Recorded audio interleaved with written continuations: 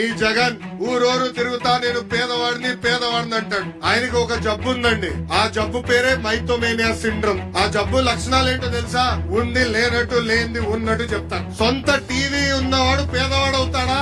సొంత ఛానల్ ఉన్నవాడు పేదవాడు అవుతాడా? సొంత పేపర్ ఉన్నవాడు పేదవాడు అవుతాడా?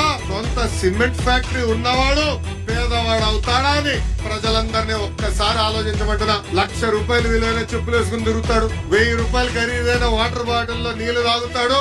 ఆయనకి పేదవాళ్ళు ఎదుర్కొంటున్న సమస్యలు అర్థమవుతాయని ఒక్కసారి ప్రజలందరూ ఆలోచించాలి. ఇంకా తెలుగింటి ఆడపడుచులు కూడా ఆలోచించాలా.